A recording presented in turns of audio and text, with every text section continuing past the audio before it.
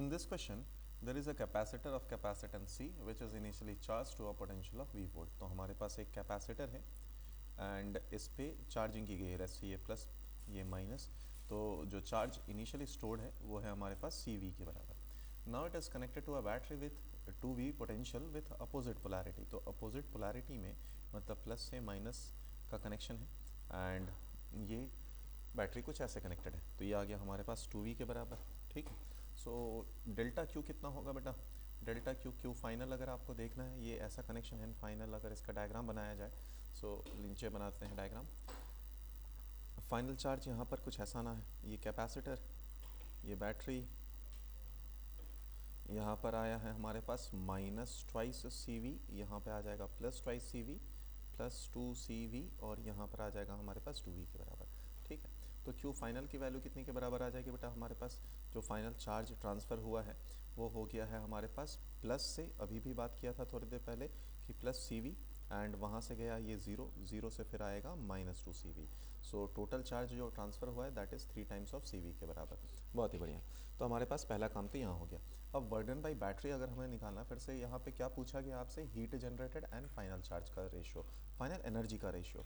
तो you final पहले लिख ही लेते हैं, that is equal to half into CV square, ये लिख सकते हैं आप. तो हाफ इंटू सी, V है हमारे पास 2V, तो 2V का स्क्वायर, यू फाइनल की वैल्यू आ गई हमारे पास हाफ इंटू 4CV स्क्वायर, ये है यू फाइनल. अब आते हैं हीट. तो हीट क्या होता है बेटा? हमारे पास work done minus change in potential energy. ठीक है. चलिए तो ये है, लिख लेते हैं twice CV square. U initial भी ज़रा लिख ही लें, यू इनिशियल की वैल्यू हो जाएगी हमारे पास हाफ CV स्क्वायर के बराबर. अच्छा, work done by the battery कितना होगा बेटा? तो work done is equal to हमारे पास होता है चार्ज इनटू चेंज इन या डेल्टा क्यू इनटू V. तो V की वैल्यू हमारे पास 2V थी and this is delta Q is basically 3CV के बराबर. सो आ गया ये 6CV स्क्वायर.